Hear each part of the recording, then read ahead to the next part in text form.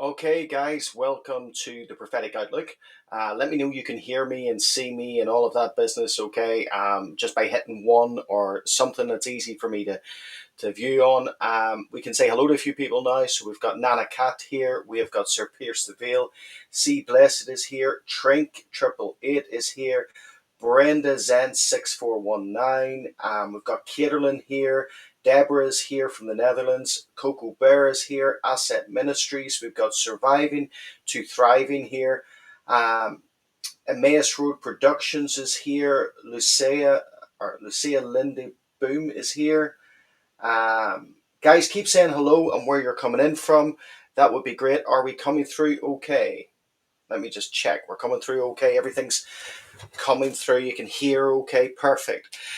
We have a lot to talk about this evening, and I apologize. Let me just remove that a little bit. My light. I apologize about yesterday evening. Obviously, we had a storm here. It was quite a severe storm. We live by the sea. There was flooding and so on, and even my eldest son, he couldn't get home last night, so he had to actually sleep in work. But the internet and the electricity was going on and off, but it worked okay because I haven't been feeling very well, so it worked okay. So, but we do have loads as per usual to talk about. Um, and I think that I don't know about you, but I feel like there's something different in the air right now. There's something different in the sense that I believe that there's, I guess, an ominous shift on the horizon. I have always sort of pegged 2025, 2026 as major prophetic seasons, major prophetic years. And I think that some of the stuff that we're seeing happening right now, and we'll go through some of the headlines, we're seeing the geopolitical shifting, but we're seeing, I guess, the ramping up of what can only be prescribed or described as the beast style system.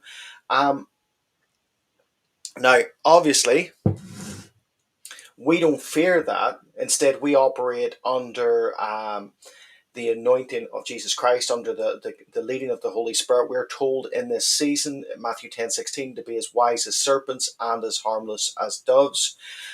So we're not fearful of that. But the reason that we look at these things is to keep us aware of what season we're in, aware of the proximity to our soon return of our Lord and Savior Jesus Christ, but also it's motivation for us to continually share the gospel and to tell people as much as we possibly can that of what's going on.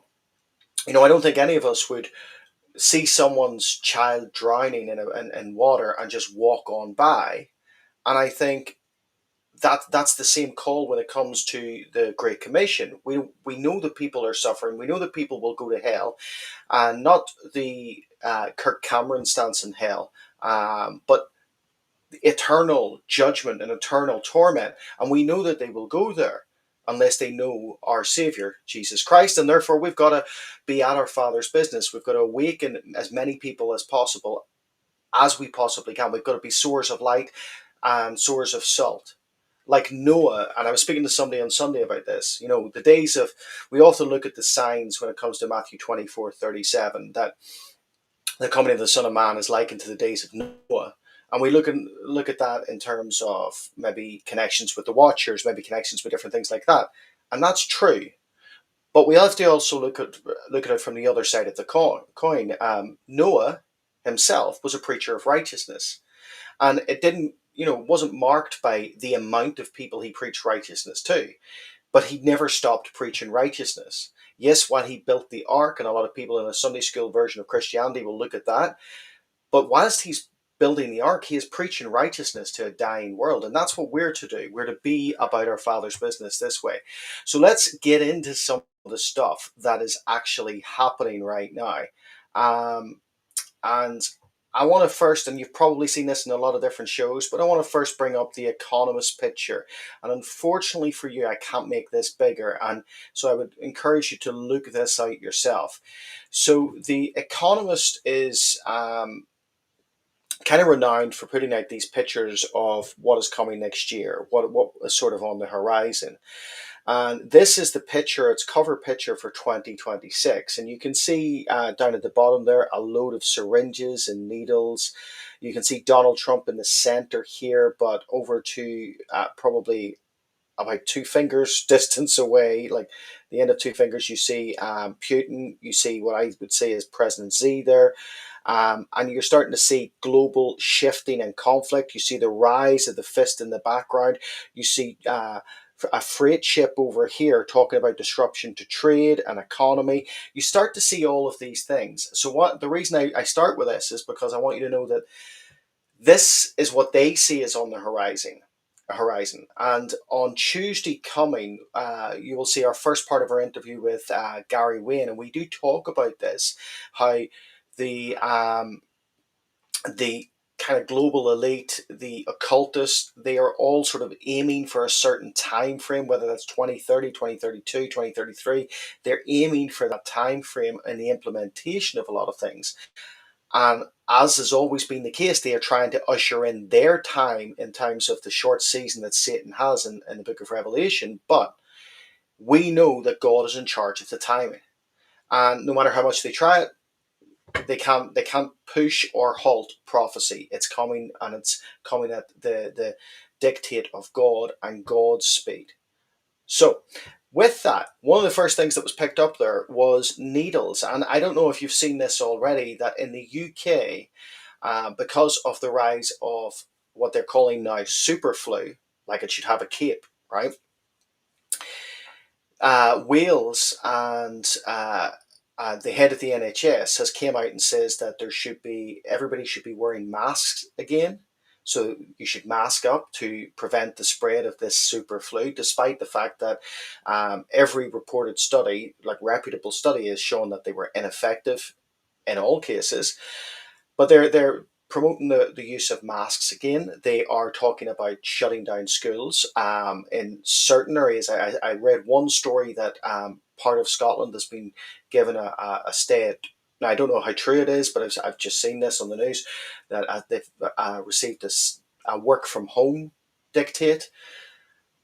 And that doesn't surprise me because, like I've said before, 2020 was not a standalone event. It was, in my opinion, a dry run. A dry run once you saw the culmination of powers, such as the change of the IHR, the International Health Regulations, and the implementation of the WHO Pandemic Accord.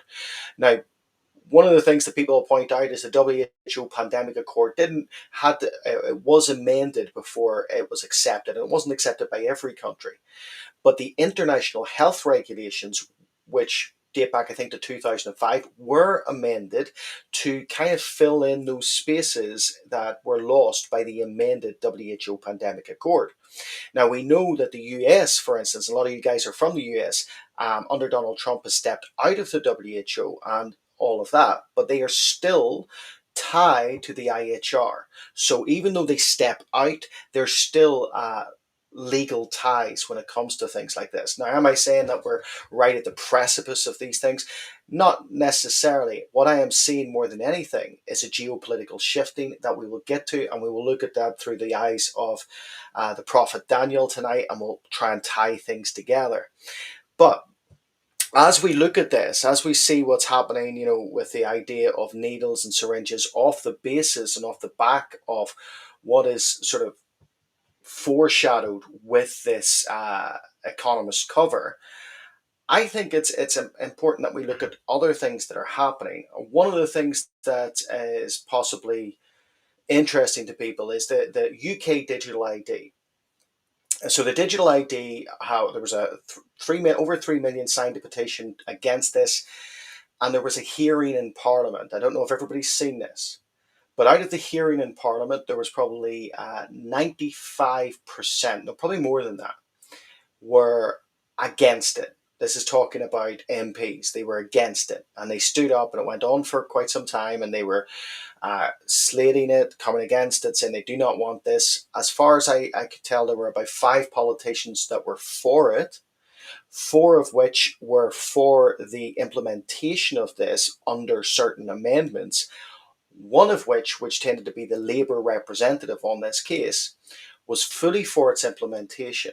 Now, what was interesting to me is that he stood up and he gave a 13-minute speech. Now, there's a kind of it's a custom within a parliamentary hearing that if a hand goes up, you acknowledge the individual and you hear the question, right? He refused to take questions. He spoke for 13 minutes straight, and he says that this is non-negotiable.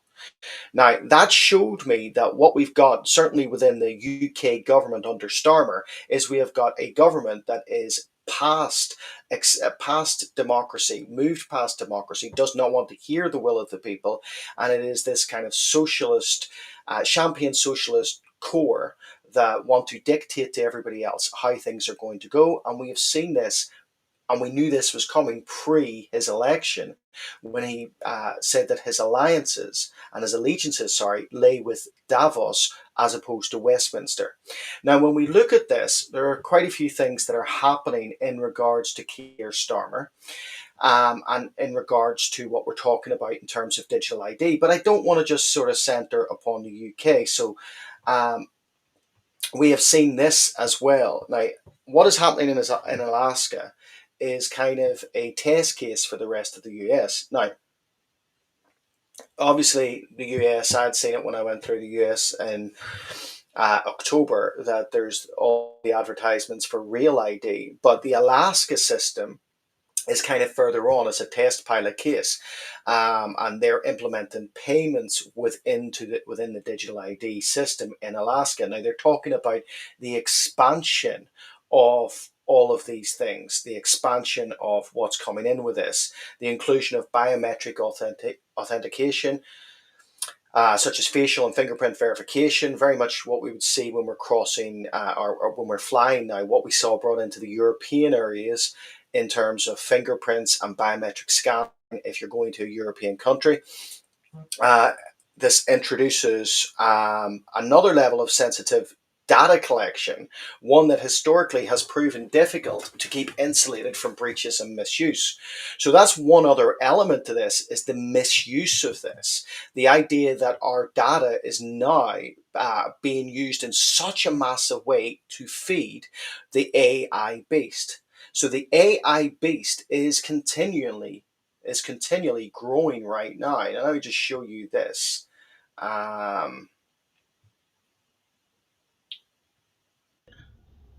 AI is already doing things like blackmailing people, and we have evidence that we didn't have even like 6 months ago, where if an AI model reading a company's email finds out it's about to get replaced with another AI model, and then it also reads in the company email that one executive is having an affair with an employee, the AI will independently blackmail that executive in order to keep itself alive. I mean, we're heading for so much transformative change faster than our society is currently prepared to deal with it, and there's a different conversation happening publicly than the one that the AI companies are having privately about which world we're heading to, which is a future that people don't want. But we didn't consent to have 6 people make that decision on behalf of 8 billion people. Let me collect myself for a second. We can't let it happen. We cannot let these companies race to build a super intelligent digital god, own the world economy, and have military advantage because of the belief that if I don't build it first, I'll lose to the other guy, and then I will be forever a slave to their future.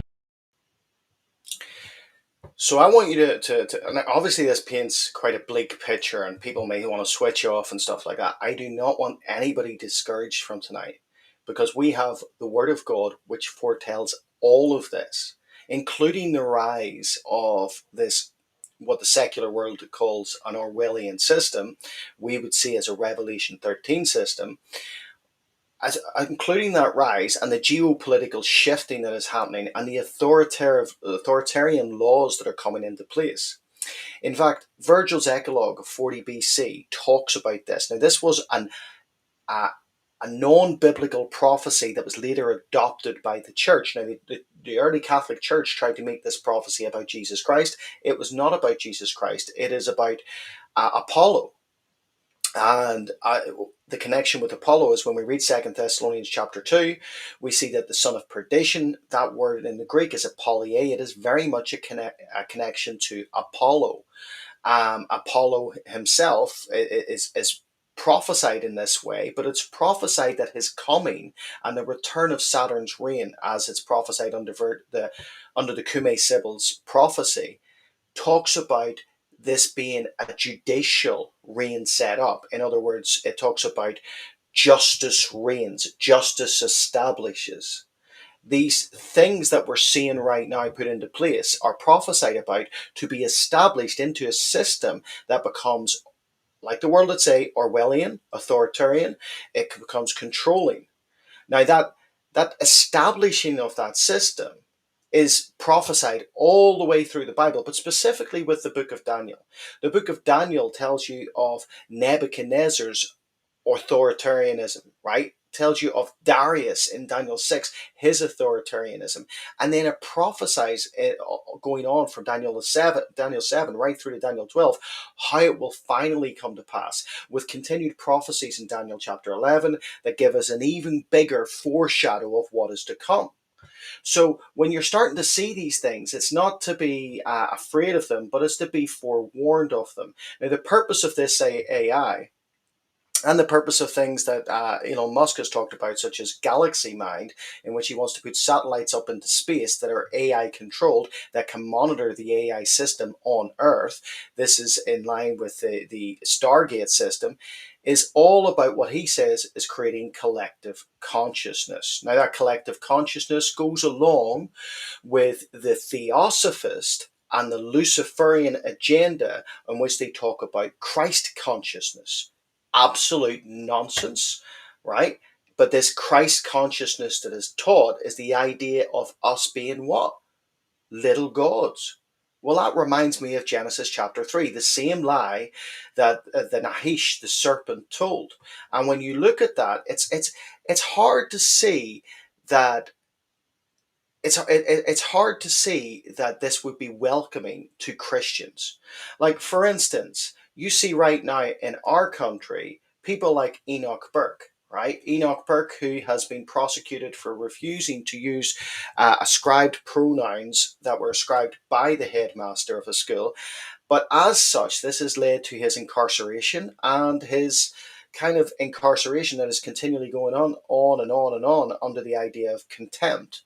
Um, but that's not all. We've seen in the UK very, very recently a teacher being banned because he said that Britain was effectively a Christian state.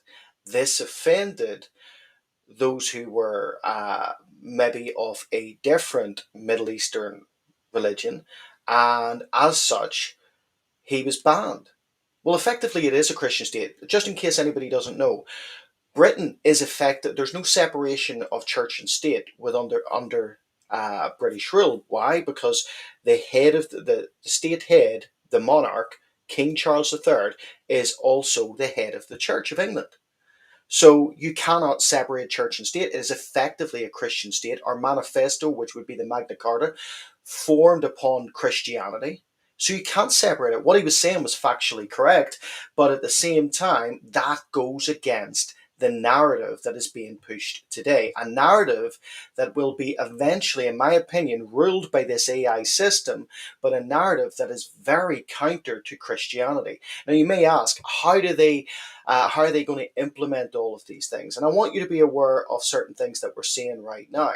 So, for instance, in the UK, we have seen the continual rollout of live facial recognition. Now, these facial recognition cameras are also supposedly supposed to read the emotion and study the way you talk to help identify criminals.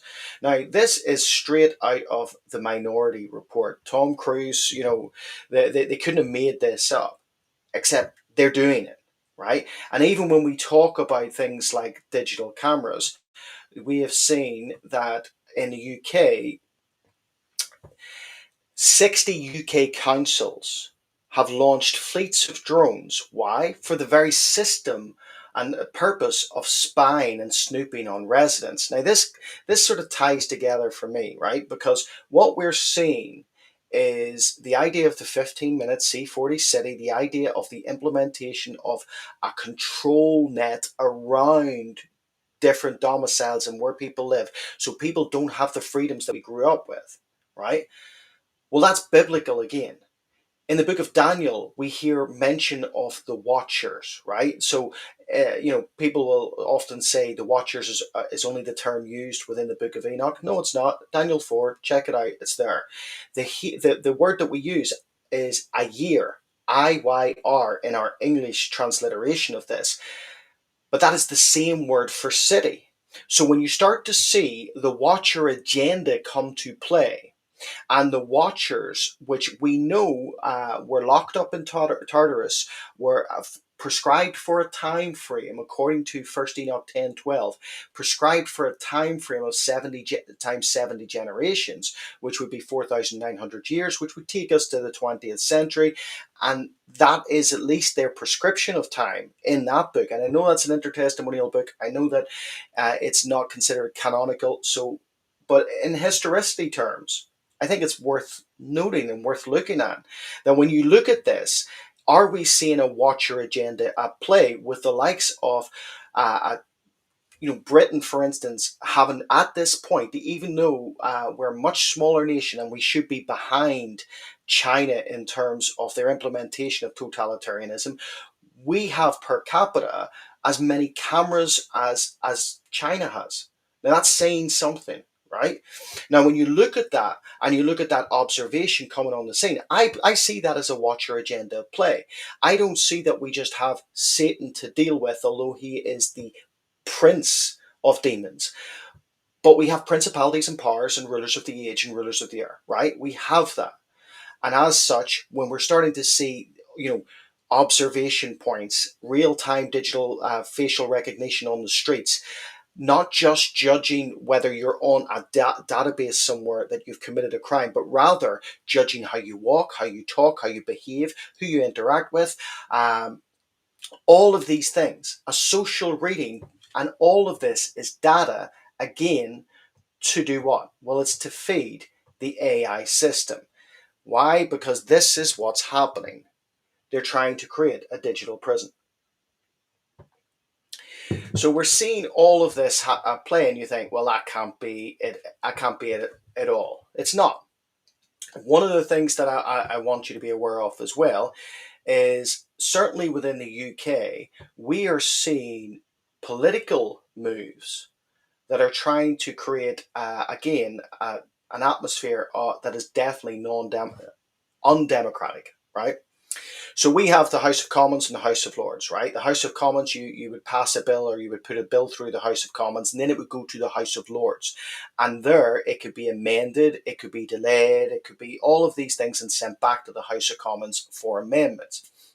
Now, the House of Lords, what you tended to have was hereditary lords, those who have been lords for generation after generation, and then you would have the occasional appointee. What Keir Starmer has done already is he has added, let me just throw this is from the Telegraph up. Starmer is aiming to eliminate opposition. Now, this is the point to it, so that he can pass, including his digital ID, anything he wants, eliminate any opposition to what he wants to say and what he wants to do. So he is now. We know that he's on track. He's already put 46 in. He's going to have another 25 new lords by Christmas. These lords include Labour aides. Not people that you would normally class as being in the House of Lords, and also trade union members. They're trying to stack the deck, really. And the reason is because the unpopularity that this Labour government and certainly Keir Starmer is facing is unprecedented. He's probably the most unpopular prime minister that we've ever had. Now, again, this is not all about the UK, but I need to give you a picture of what's happening in the UK as well, because this goes into America, this goes into Europe, this goes into everywhere. And I want to sort of just give you the idea of certain things that are happening.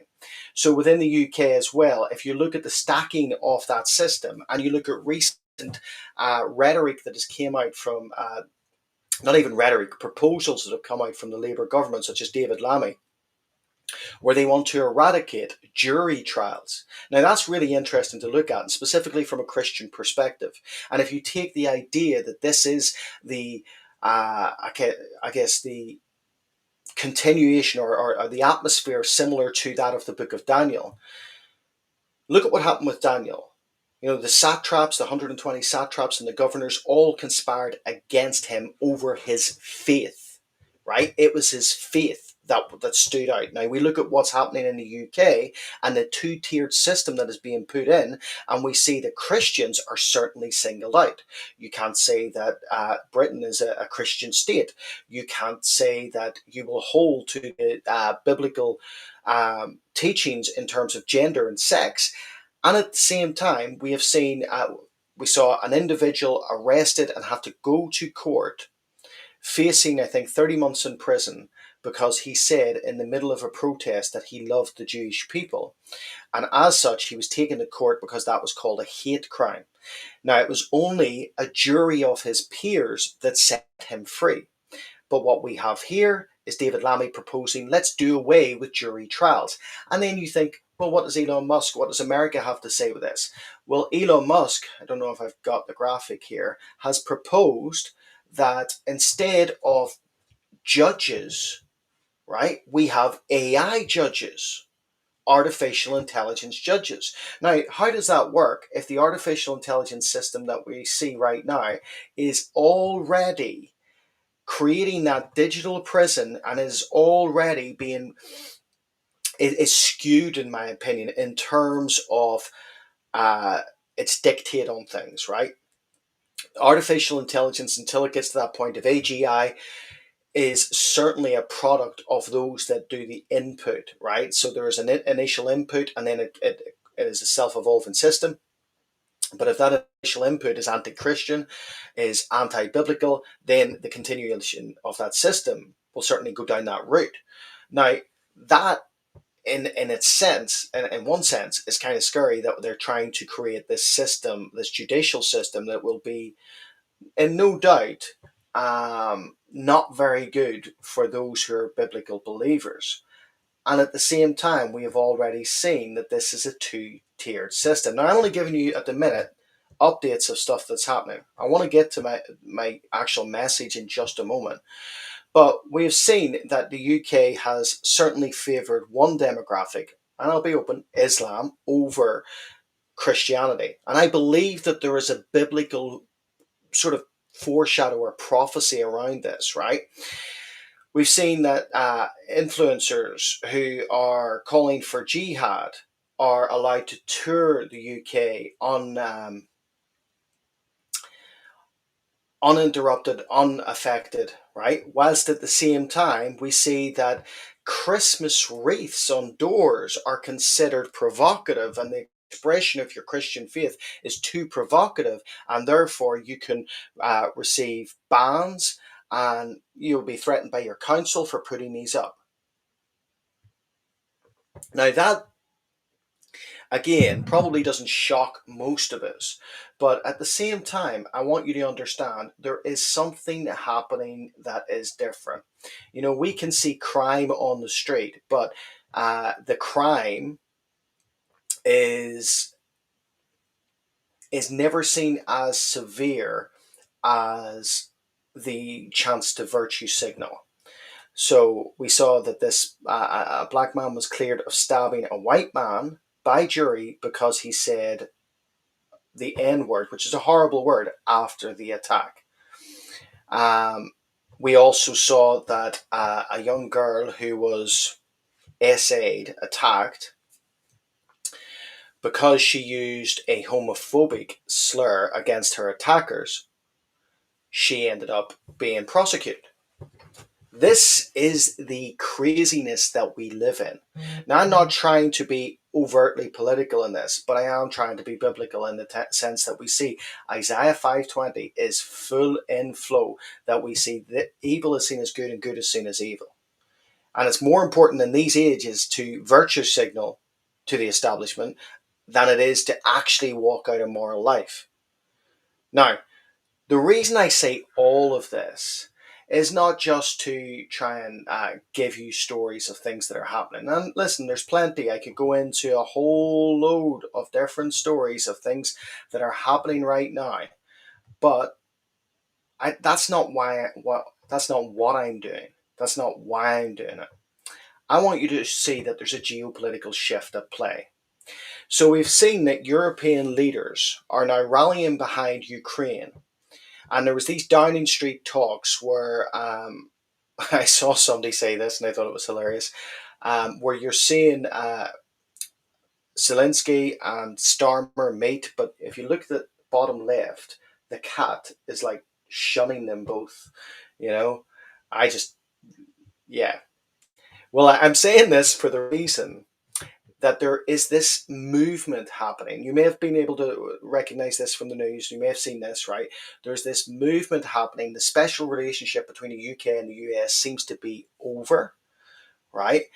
There is Antonio Costa, the head of the European General Assembly, has basically told Trump he better watch out. He better not provoke and get involved. So there, Europe seems to be widely upset with the 28-point peace plan that Trump has been trying to initiate with Putin and with Zelensky. And the reason Europe is upset, I think, falls to an economic one, but it is also a biblical one. So we've got Britain, who seems to be turning on its own indigenous people, certainly going down a two-tiered system, totalitarianism, all of that seems to be like the canary in the minefield, very reminiscent of what we see in Isaiah 23 with Tarshish, the woe that is coming upon it because it is self-destructing, imploding in terms of its leadership. Then we've got the EU wanting to divorce from Washington. And with this divorce from Washington, I believe it's an economic mindset behind it. So they're annoyed that Trump has tried to negotiate peace. And I've talked about this before, but if you remember back in June of this year, there was the meeting of champions of the World Economic Forum, and this was held in China. And I've talked about this before. That in the meeting of champions, there was a board of economists, right? And out of this board, at least three major economists stood up and they talked about the emerging world order. They talked about those who would move to the fore, right? Come to the fore, and what economic position all of these different sort of these different geographical areas were taking. So the US, it said, was taking isolationism. Now, I know people will say that the US is not isolating in terms of foreign policy. That's not what it's talking about. It's talking in terms of economics. It's talking in terms of setting the tone, basically America first. Well, we know that's the case. And again, it says in terms of China, China was pre-industrialized for a long time. So now, as we go into this new world order system, they're ready to be an industrial powerhouse. Then it talked, and the proposal was as that there was a third geographical pole on this NWO, and that would be the European Union. Now, the European Union, these economists said, were too late to industrialize, cannot afford isolation, so their major economic choice was totalitarianism. This is something that leaders of BlackRock, such as Larry Fink, have said the markets love. They love a totalitarian state because they know where they stand. So the European Union is choosing this totalitarian ideal, right? With digital currencies, the rollout of the European Central Bank digital currency by 2027. And that's been given the go ahead by the European Council. All of these different things happening, right? But at the same time, the biggest problem with their economic system is their connection with the US, right? So the connection with the US being the number one superpower. So what we are seeing, I believe, is a geopolitical shifting. Now, what Europe has done, and has done for quite some time, and it needs to kind of pivot from this, it's been printing money, and it's been down this German sort of attitude of just let's print more and more money, and that'll hold off the economic downfall, because Europe is heading for a crash. So it's been printing this money. And what it needs and what it has seen is that Ukraine is the answer. Because if it prints all this money and then it invests into a war economy, And we've heard Ursula von der Leyen talking about her war chest with the European Defence Union. Well, if it invests into this warlike economy, then that fiat money now it has a substantive worth, right? Whether it's in bullets, armor, weapons, whatever, it has a substantive worth. And Ukraine has been its course of actually adding worth to worthless paper. So when Trump comes in and says, I want peace, then that's a problem for the European economic machine. And that's a problem for what is coming because they need to finance the totalitarian future that Europe is ascribing to. I'm hoping all of this makes sense, right? I'm not looking at any, I don't have the notes for this. I've got a few things about my slides, but that's it. But I want to bring this together because if we look, I think we see this, right? I think we see this in scripture, and I think it's forewarned. And I'm going to propose something, and yes, it's conjecture, right? It's not fully like, oh, well, for so saith the Lord, but I do believe there's biblical backing to it.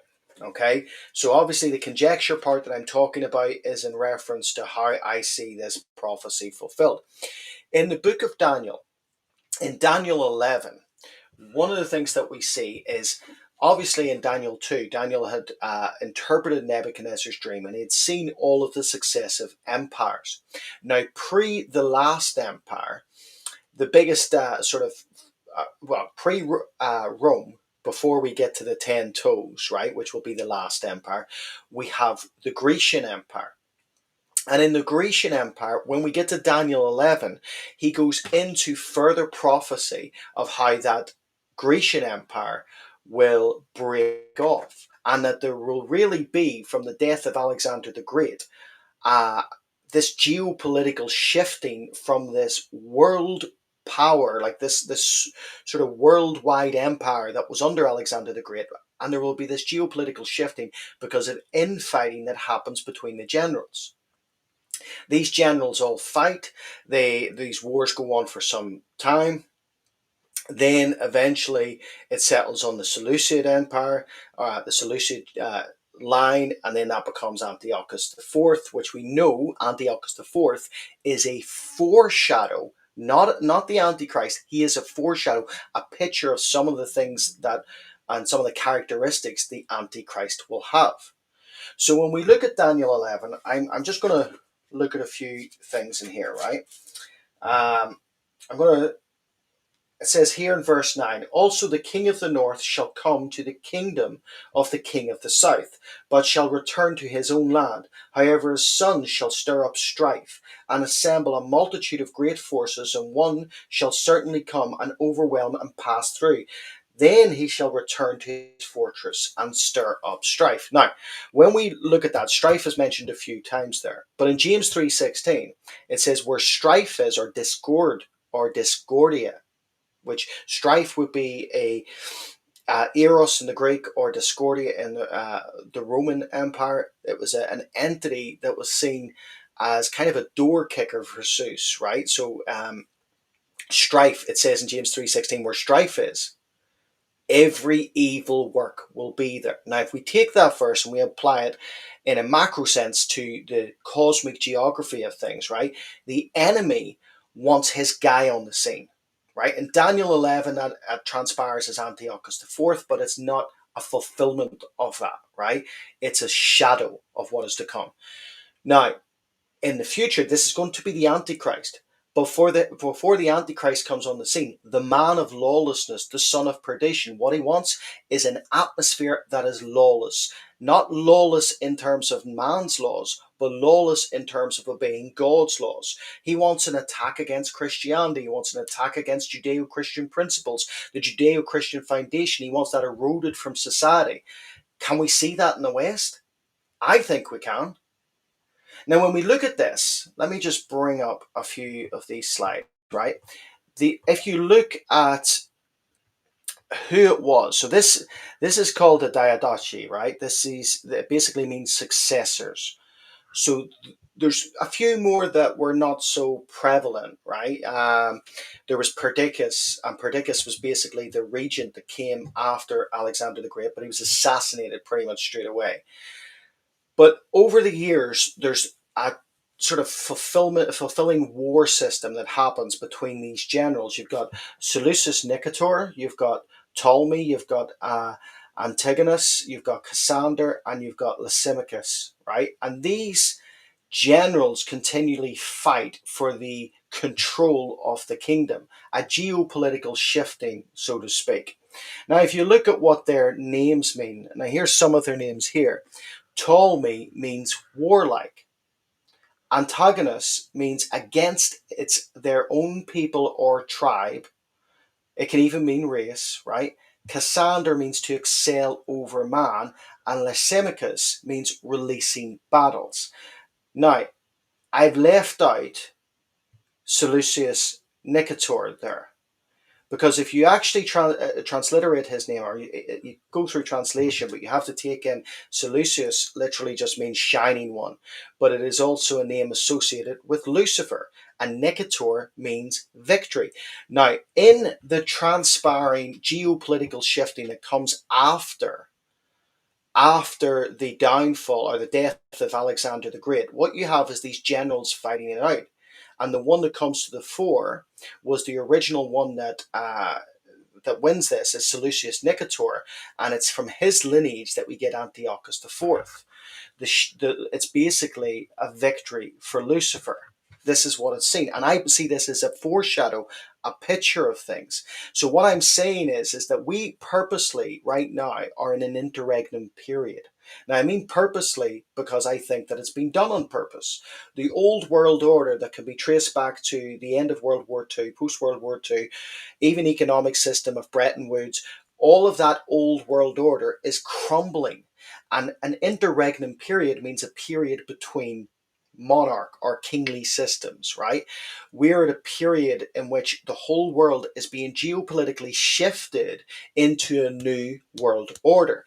Now, we could look back to Trump's announcement when he first came to power in January, and he held up the map and he says that he wanted Canada, Greenland, the Gulf of Mexico, and I did at the time, and I overlaid that with the Club of Rome. And the Club of Rome group of globalists believed in splitting the world into 10 regions, very much in line with what Daniel tells us is going to happen, what John tells us in the book of Revelation is going to happen with a 10 king system.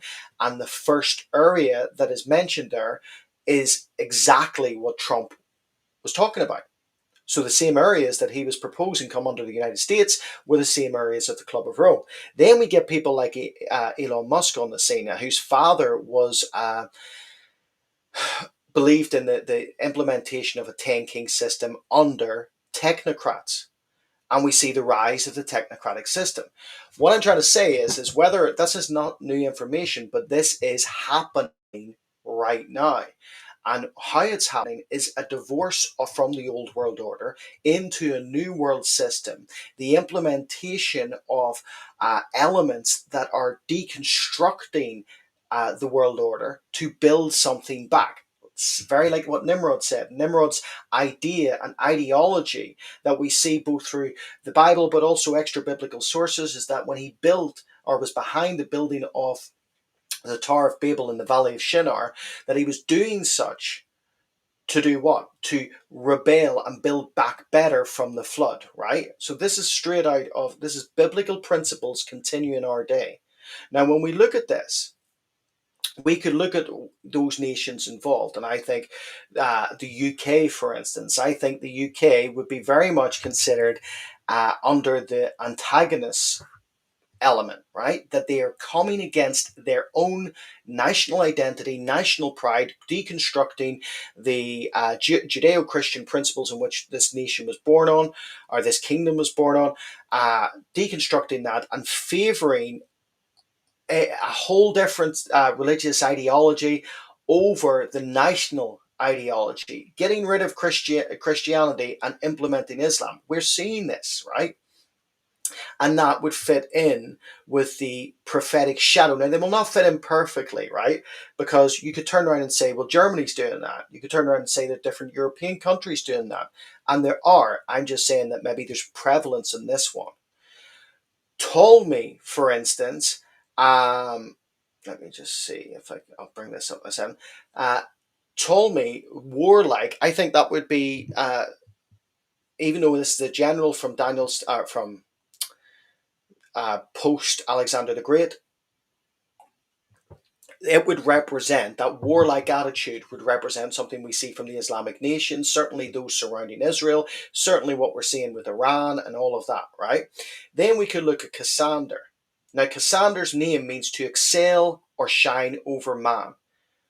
Well, for my United States friends, I think that's the US. I think that's the US in this geopolitical move. Now, again, this is conjecture, but I am saying this because I think that we're definitely watching the geopolitical shifting. Whether these are the right associations of generals with territories, I don't know. It's just what I see. So I'm not saying for so saith the Lord, but I think it's interesting to look.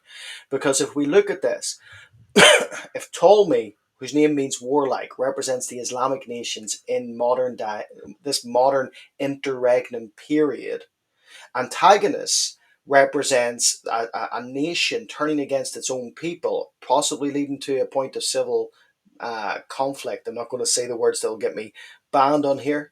Could represent the UK. And you can see a big question marks against all of these. Cassander, to excel over man. Well, at the moment, the United States is still booming in the economy, still moving forward, still the supremo number one superpower in the world, right? Lysimachus. Now, Lysimachus means to release battles, to start conflicts, to start war. So, could this be Russia? Could this also be something that would later on spread to the BRICS kind of alliance system? And then you've got Seleucus Nicator, the shining one, Lucifer Victory, the one that economically will choose totalitarianism as the meeting of champions. World Economic Forum proposed, could this be the European Union or the reconstituted Roman Empire? Now, I'm not saying for so saith the Lord, but if you look at this, every prophecy and shadow and type and hermeneutical interpretation should be interpreted likewise, right? A shadow and a type should be interpreted in the same way we would interpret prophecy. So when we look at this and we can see that there is a definite geopolitical shifting before the arrival of a foreshadow of a picture of how the lawless one will be, are we seeing this right now? And I'd be interested to hear what everybody has to say on this. Um, are we seeing that geopolitical shifting? I think that we're definitely seeing the UK US divorce, the EU US divorce. We're definitely seeing alliances being made. One of the biggest geopolitical shifts that we saw was the overturning of the Syrian regime, because that meant that Turkey was now the most influential, in my opinion, the most influential nation within that territory, within the Middle East. And we're starting to see that. And I think that this whole shifting system gets us aware of the time frame that we're in. And remember, we are preachers of righteousness. We have to sow righteousness. We have to sow light. We have to tell as many people, look, this is what's happening. But I don't know about you. Is it just me that feels that the air is different, that there's something on the horizon that seems a little bit more than it's been, right? I think personally, and I am going to do a 2026 kind of prophecy foreshadow look at things. I'm going to do that on my own channel. I'm also going to, I think, do that with uncertainty for uncertain times. And obviously, when it comes to January, our first service in January, we will be laying out the prophetic landscape biblically of what we're seeing coming. But I think the expansion, I didn't even mention this. Trump assigned a presidential order to basically negate all regulation around the development of AI. So there's all the chains are off, all the restrictions are off. Well, does anybody else find that a little bit nerve wracking? Like, that shouldn't be the case. We should have a little bit more sense, even if you're not biblical. e- even if we're not, sorry, I'm look. Oh, my phone's here. It's just for questions. Even if we're not looking biblical, they've all seen the Terminator movies. I'm sure they have.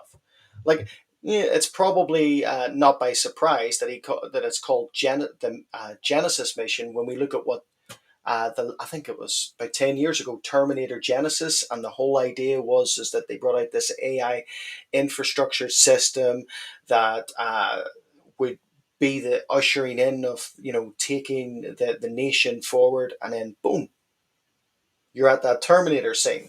So I don't know about you, but I'm feeling it. And now here's the thing: I can tell you, um, I'm not feeling any fear, nerves, worry, stress. I am at peace with what's coming, and I'm at peace with what God's called us to do. I have noticed, and I said this to my wife, I have noticed that this year specifically for me has probably been the year where uh, most God's opened so many doors, right? He's opened so many doors, and He's made a way, for friendships, relationships, chances to speak in different countries, uh, documentary being made, book and all that. And he's opened up all these doors, and it's been purely him. But I can tell you, and I'll say this honestly from the bottom of my heart, this has been the year in which I have felt the most, I guess, dejected, kind of at the point where you sort of think, oh, are you making any difference? And that is a consistent attack that I would get from the enemy. That are you making any difference? But this year it's been like on steroids, and I'm not being able to sort of find out, in my head, figure out why. And then I realized, well, the enemy will want to continually discourage you. Maybe you're feeling discouragement right now. The enemy will continually want to discourage you the closer we get to the fight. When I used to fight, right, I fought before social media, right? There wasn't really social media around, but it's a different kettle of fish. When we came into the ring, there would maybe be a bit of like uh, bad mouthing each other and that sort of thing.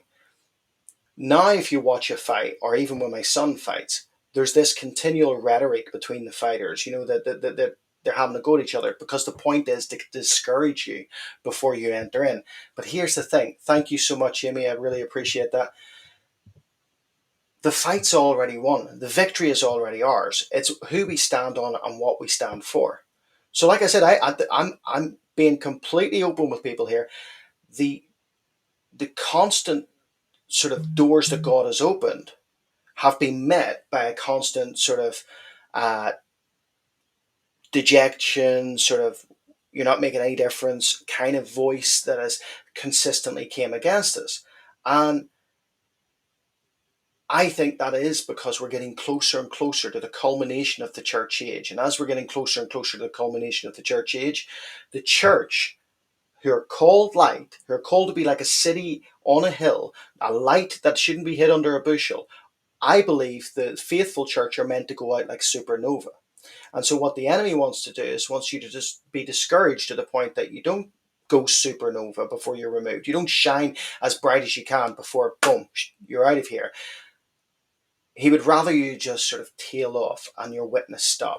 So I don't know. Is anybody else being attacked like that this year, where they feel like they just don't make a difference? And I'm just interested in knowing. You know, Vin's with me. Vin Dog's with me in this, and it's this consistent sort of thing that you have to do what David did and encourage yourself in the Lord. And I kind of have this in my head that I think. Thank you so much, Brenda. As we go forward, you're going to see, I believe, churches close. We already see that church attendance around the world is on the decline. But even at that, the churches that are maybe not on the decline are the churches that I would say are Pergamum style churches or Thyatira style churches that have corrupted themselves and given themselves over to entertainment as opposed to instruction.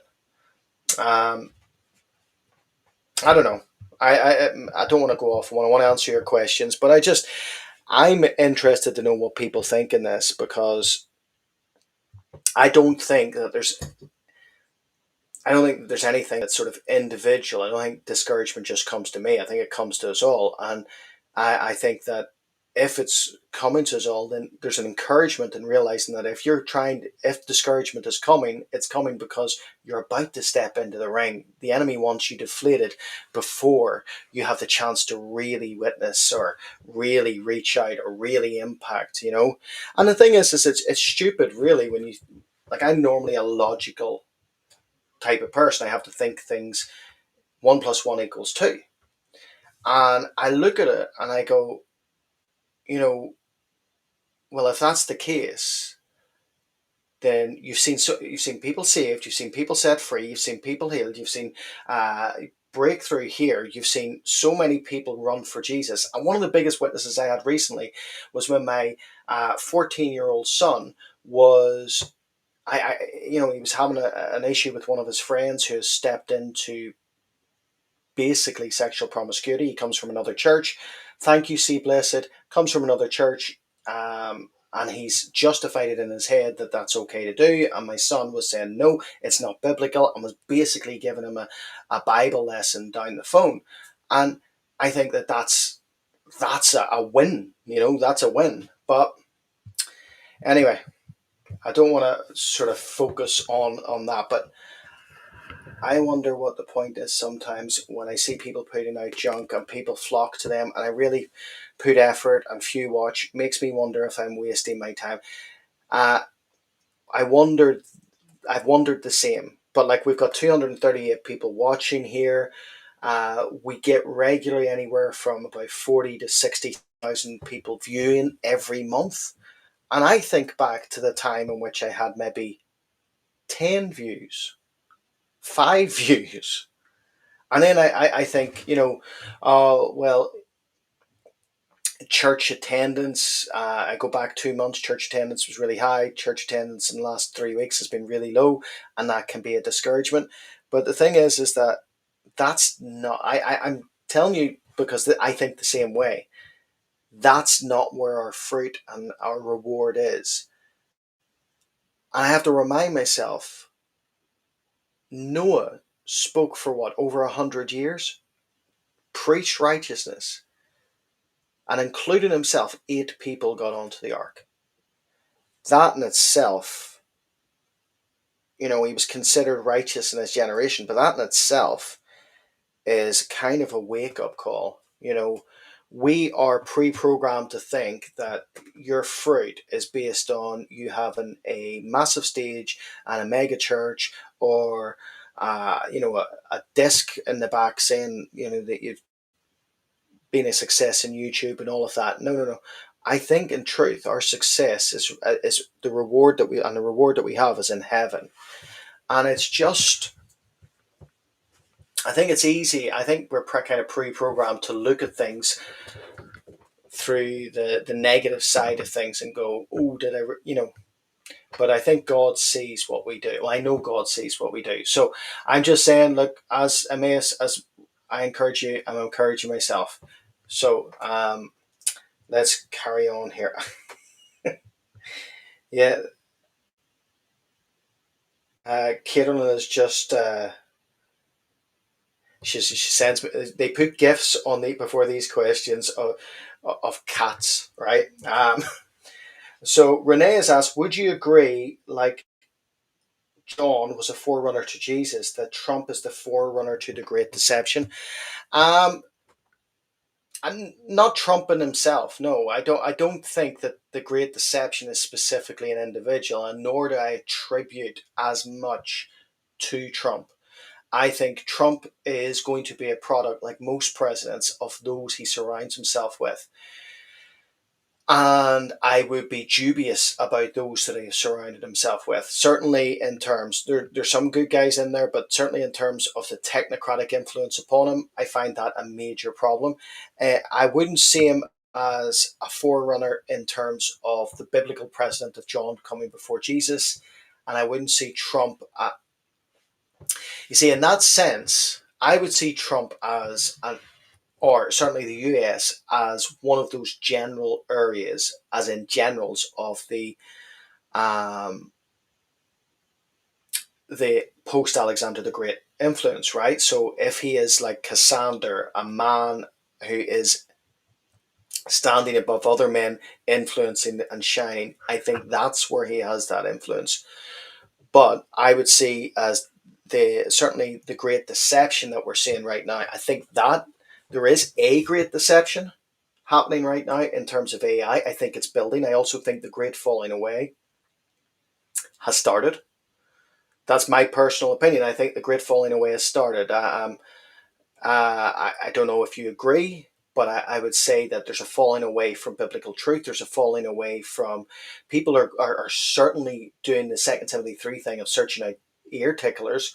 There's a falling away from biblical living. People will more or less say they will believe in Jesus, but they're not obedient to Jesus. They're not following Jesus. They're just saying that, yeah, I believe, but what does James 2:19 says? It says even the demons believe and tremble. Um, I don't see him particularly as the forerunner, but I see this time period as a forerunner. I would say that there are politicians in place in different areas that would fulfill a forerunner of deception much more. Um, Mass Road Productions, digital ID seems unavoidable. In the pre tribulation position, this will allow the Antichrist total control. But what is the harm now? I knew a guy in the 90s who refused to take debit cards and the mark. It's not that it's specifically a harm. It is and it isn't, right? Um, the digital ID system that is currently coming into play in the UK, there's digital ID in, like I said, in Alaska, in the Netherlands, in Denmark, all over the place. It's not that this is the beast system, as in this is the mark of the beast. And I know you know that because you just said that, right? The digital ID is putting together a framework that is going to be harder for us to operate as witnesses. So I think in those terms, we resist as long as we can. But when it comes upon us, it will. I remember the people not taking credit cards. Certainly, I also remember chip and pin whenever chip and pin came out and people were going, that's the mark of the beast. No, the digital ID is more nefarious because what it's doing is encapsulating us into, like I put up, a digital prison. And I think it's going to make it harder. And I think it's going to make it like the Daniel time frame, certainly how it was under Darius. And I think it's in that, or even how Meshach, Shadrach, and Abednego were under Nebuchadnezzar. I think it's going to make it into that sort of scenario where it's harder for us to operate. Um, in those terms, I'm not saying that you will not have a digital ID. I think we probably will see. In fact, I know so many people that have it already in different countries, but we'll see it rolled out.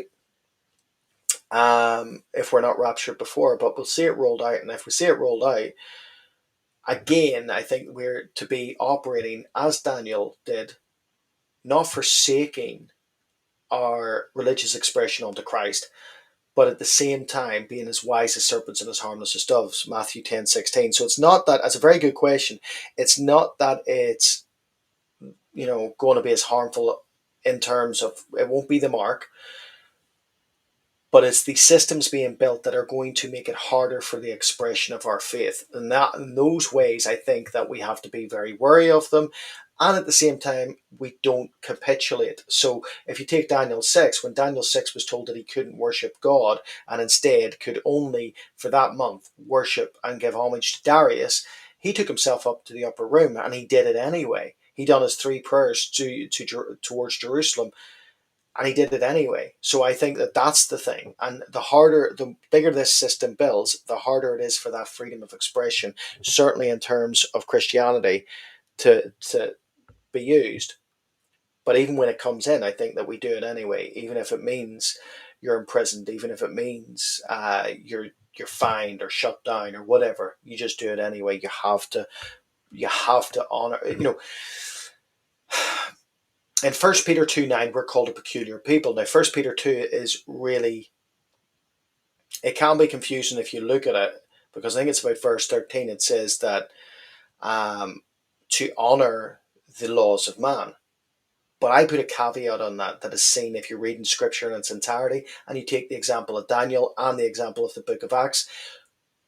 There's a difference between the laws of man and the spiritually influenced laws that man is incorporating, that have come from the principalities and powers behind man. And in that case, I don't take a knee to those, if that makes sense. Uh,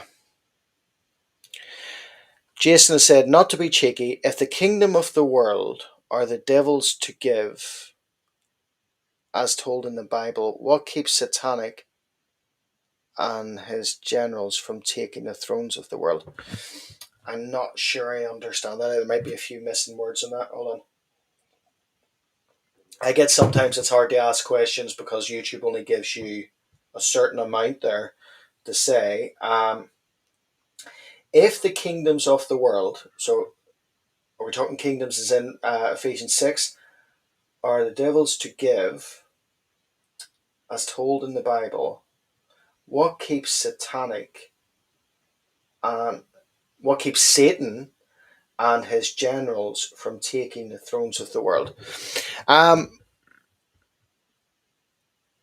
Generally, the power, and certainly within a democratic system, sits within the voter, but obviously that's not, we're seeing democracy thrown out. I think I'm getting the question here.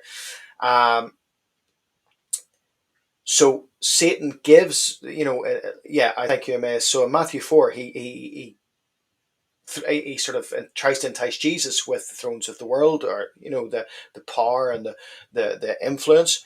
And I think that that's what we are seeing in terms of both nations, right? The 70 nations of Genesis 10 and the 70 nations that are prescribed. But what stops that in terms is effectively the restrainer operating in this world, right? So how do we know that? So there's 70 nations. The nations have Beneha Elohim, according to Deuteronomy 32 verse 8, that lead above it. So principalities, powers, those of the second heaven that are ruling above it.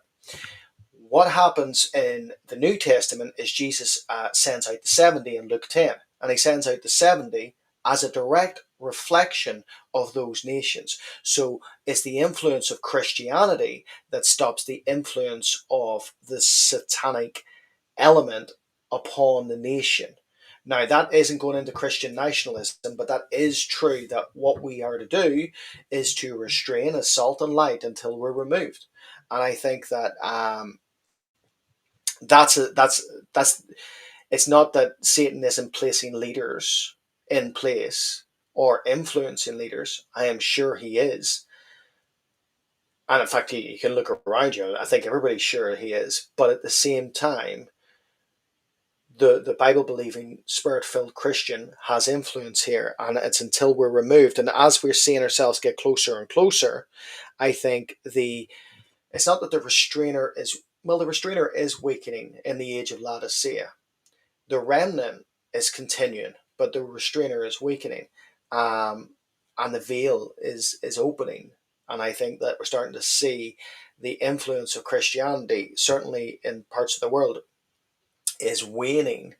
Um, but that doesn't mean that we don't have an influence, because one will chase 1,000, two will chase 10,000. We know that the Church of Philadelphia are considered of little strength, but yet they still remain. They still are the remnant. They're still spiritually robust, according to 1 Thessalonians 4:17. They're still living that Susantes life, spiritually robust life. Uh, Nancy has asked, does prophecy only happen once? Question from my Bible study. Okay, there's a Hellenistic and a Hebrew version of prophecy. So Hellenistic believers always sort of saw prophecy as kind of fortune telling. You predict, it comes true. The Hebrew, and one could argue, and I would argue, the inerrant sort of like basis of prophecy that we see in the Bible is biblical prophecy is cyclical. Ecclesiastes 3 tells us there's nothing new under the sun. And we see the term of prophecy as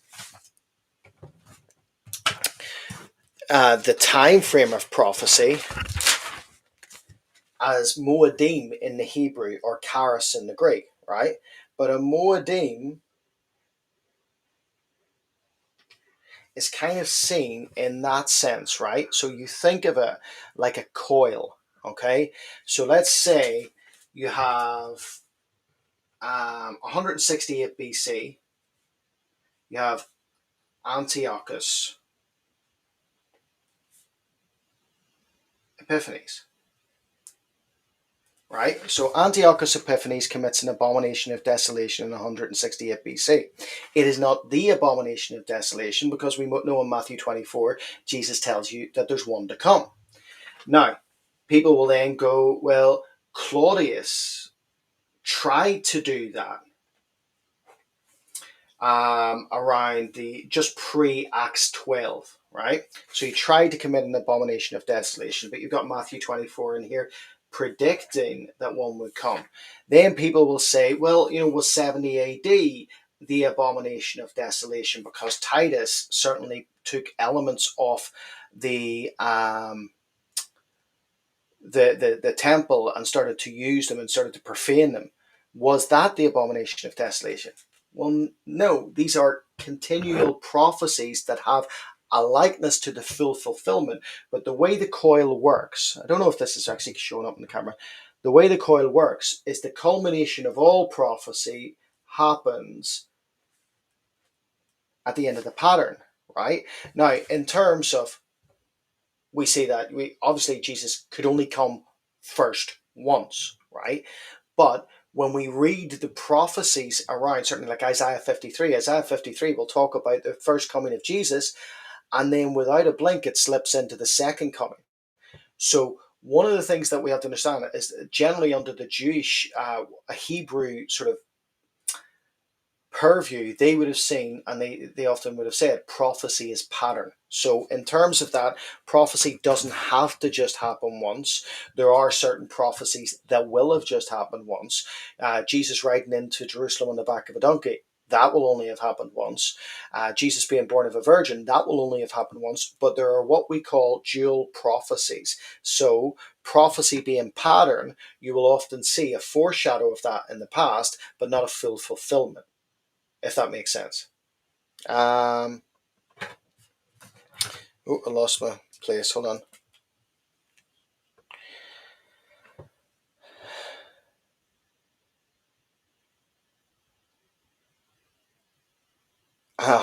Squidopotamus has said, I love his teachings. I know with God on his side, he's not really concerned, but can Pastor technically get arrested for how he preaches, especially online?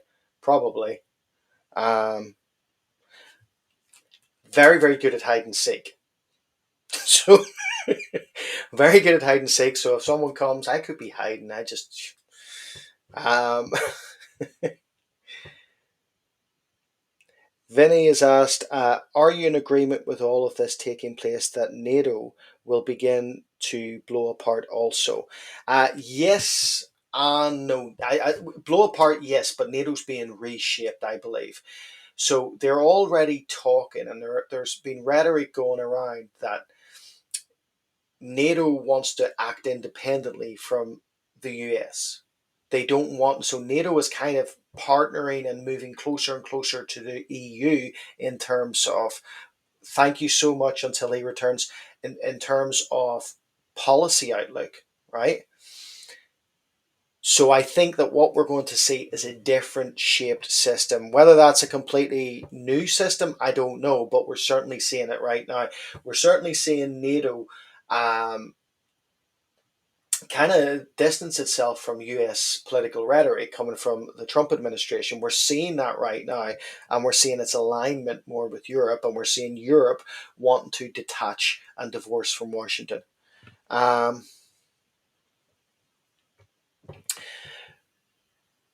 Brenda has asked, are we the Laodicean church? Why are so many blind to this? We're the Laodicean age, right? In dispensationalism, generally around the 1900s, we entered into what most would see as the age of Laodicea.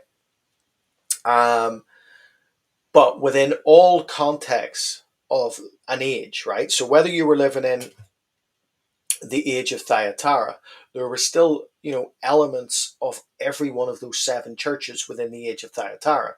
So the age of Thyatira would have been under certainly the rise of the Catholic from the Catholic Church from 312 AD onward, right? So but there were still those who were faithful. There were still those who were dead and had the look of being alive. There were still those who were lukewarm. There were still those who were compromised. There were still those who were loveless, right? There were still those who were being persecuted. So every church exists within every age, but the age is the age that is the dominant aspect of that. The church age is the dominant aspect that's in existence, right? So right now we're in the age of Laodicea, but you could be a Philadelphian believer, right? You could be full of brotherly love. You could be faithful to his word, hold fast to his word, hold fast to his name. You could be then made, I think verse 12, like a pillar in his church, in his house. You'll be a pillar in his house with a name inscribed upon it. You will, according to Revelation 3:10, you will be spared the hour of tribulation on the earth. So you can still be every type of believer, and every type of believer should be, in my opinion, crying out to be that Philadelphian believer, regardless of being in the Laodicean age. Now, there's also the Smyrna church. It's always existed,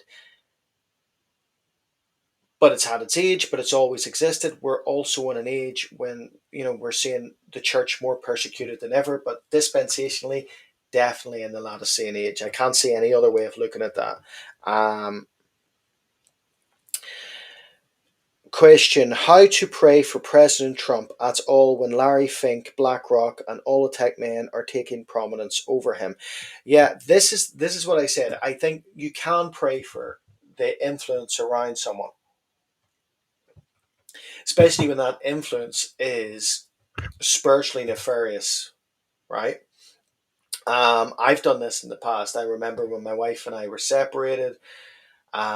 She had a specific group of friends who encouraged her not to be with me and wanted, her to go out and party and all of that sort of stuff, right? And I remember specifically one night just praying and feeling the atmosphere shift, just praying all night, like praying in the spirit, just down on my hands and knees, and the atmosphere shift. And I think it was a few weeks later she got saved, we got restored, and her friends dropped her like a bad smell at that point, just didn't want anything to do with her. And I think that was God stepping in, the Holy Spirit stepping in. So you can pray for the influence around people to be silenced. The thing is, though, as well, it's how much he is open to that influence. It's how much he sort of like does he court that influence. See, I personally see Donald Trump as, I don't see him as the savior. I don't see him as the villain. I see him as a politician, and I see him as a politician who has certain traits that, of course, like we all do, the enemy can play on. One of his traits being that he wants to be first, he wants to be number one, he wants to do, be seen as being, the one who brings peace, the one who brings in the new economy, the one who wins the race of artificial intelligence. And I think the influence that should be around him are proper faith-filled Christians. I am really dubious about what spiritual influence is around him at the moment, and in terms of the Department of Faith and all of that, because if you're a Bible believing Christian, you can see the writing on the wall, so to speak, of Daniel 5, right? You can see the writing on the wall, and you would be telling them, hold on a minute, wake up, don't do this, don't do that. Stargate, not a good idea. Golden Age, stop using that rhetoric. Genesis mission, again, not a good idea. All of these things, not good, right? And you would be telling them. So I think, like you said, the influencers around him,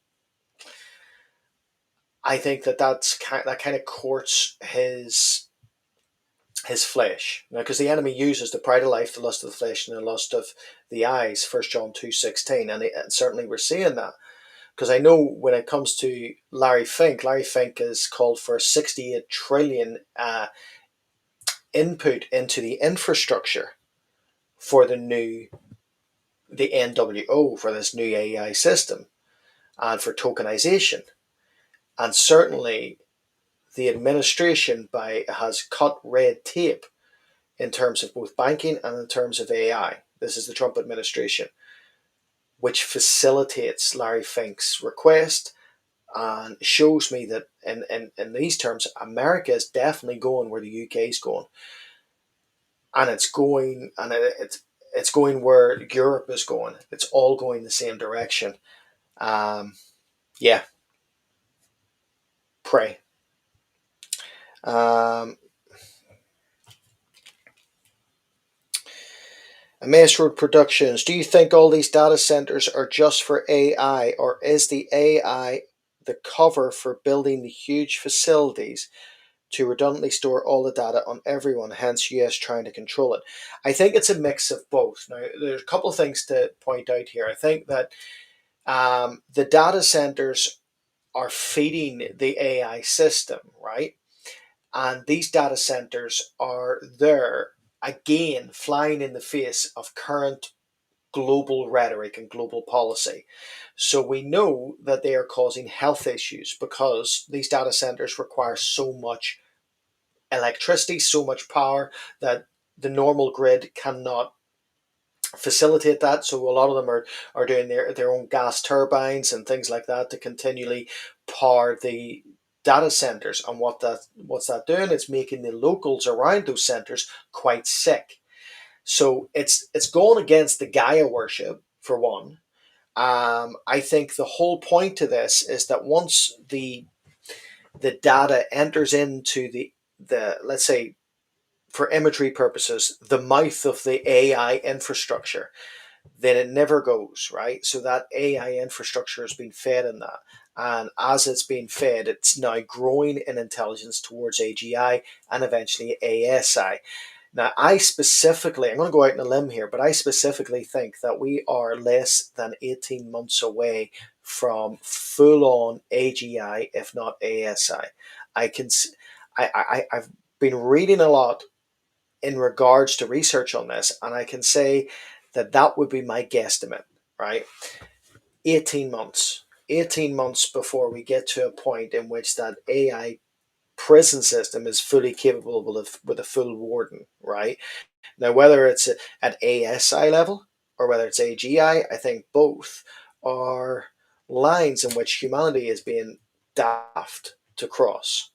But yeah, these centers in themselves, I think, are polluting the atmosphere, which goes against the whole Gaia element that, we got to protect the world and the atmosphere, and it's going against humanity, which again could be into the Depop side of things too. Um, Paul Smith has asked, will the 7 years in heaven seem longer or shorter for us at that side of the veil? I, I thought about this too, right?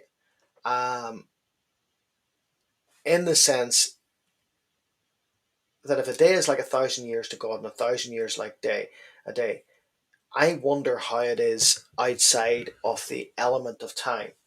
So obviously, we know that God exists outside of time because time, space, and matter come in Genesis 1:1. And as such, I would say that heaven exists outside of the realm of time. And I'll tell you this, and it doesn't really answer the question because it's a very good question. All of them are. Um, when my dad passed a few years ago, um,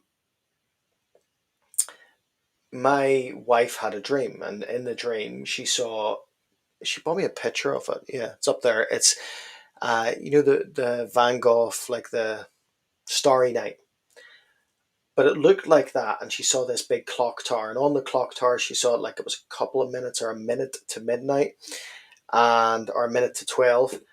And she knew that that was talking about the rapture, talking about the coming of our Lord. And my dad was in this and all, and it was a really encouraging dream. But for me, um, I think that the element of it being a minute to midnight or a minute to his return, and that was 2022, I think time obviously is going to exist differently. So I would suggest that when we're in heaven, it may feel what I'm saying is this is a theoretical physics question. How would it be and how would it feel for us to exist in a place where time is not necessarily in operation? And I wish I knew. All I do know is that, like, when people are talking about, and I know the current thing with Kirk Cameron, changing his position on hell. I spoke about, I'm completely against. I believe that it's eternal torment, but I think even our concept in our finite mind of what eternity is and how eternity is, just we struggle to compute it. You know, um, Pastor Gary, you're doing an amazing job. You have no clue how important you are to opening the eyes of people. Don't let the devil try to get you down. You're loved. God bless you. Thank you so much, Caitlin. Uh, I will. I'll watch that, David. Thank you. Guys, I wasn't trying to like do for me or anything like that. I was just trying to be honest with people, because I think that if I do get discouraged, right? Like I said, but I think we all get discouraged, and I've noticed, and my wife, I thank God that I've got Kelly as my wife, because she's my encourager, and she's the one that sort of gives me my spiritual slap when I need it. Because when you're standing, you're preaching to people, and you think, well, they've got that, or they're walking with God and stuff. I have that kind of inclination to look at the one that maybe isn't getting it, or maybe I'm thinking then that I'm just shouting into nothingness. Nobody's hearing what I'm saying, and she's the one that will point out, no, did you see how that person changed their life? Did you see how that person's now got breakthrough? Do you see? And she'll be the one that points it out. But sometimes, in my own stupidity, I kind of let the voice of the enemy, continue to say, and to discourage, and thinking, that you can't sort of cope with this, or or thinking that you can't do the work of God because you're not making any difference. And I'll let that go on too long. And I've realized that sometimes if you actually share it, and you realize that, like what Vinny says, he feels it too. You are making a difference. But even if you take the example of Noah, that difference could just be to your family, and it's still a difference, because what we are to do is we're to stand strong. And for years, I think even when I was training to be a pastor, you had this mentality that your success and your fruit was based on a numbered system, and was based on you know what beautiful building you had, and all of this sort of stuff. And all of that is nonsense, and I know that. But it's nice to be encouraged sometimes too, instead of being, because I do get, like I said, for you can have 95% of people turn around and say something lovely about you, but the 5% of people that have a dig at you, they're the ones that you remember. But I think that's a human thing too. So, like I said, we just keep tripping forward. We just keep going for God, and I believe that 2026 is going to be. I'm not even going to say it, right, because I've got a whole thing prepared for that. So I'll go into 2026 coming up. So I have had a fantastic interview with Gary Wayne on Monday. It's recorded because we had to work time frames and stuff like that. So it's recorded. It will be in two parts. The first part comes out on Tuesday. The second part will come out the following week. Um, and we talk about everything. And like I said, we don't all, like, whatever guest I have, we don't agree on everything, but man, he's a mind of information. So we'll be talking about secret societies. We talked about end times. We talked about the development of uh, Gnosticism and all of that. We talked about fairies. We talked about everything that you could think of. It was a great conversation. We've also got Pastor Billy Crone coming back on. So we've got that stuff planned.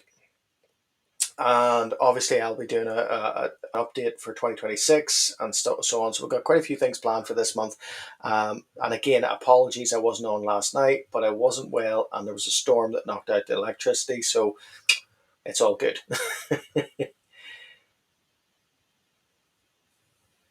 Yeah, I agree, Emmaus Road. So it's not easy, and it's not even just sitting talking on the camera. I think sometimes when you're leading a church, it's not easy.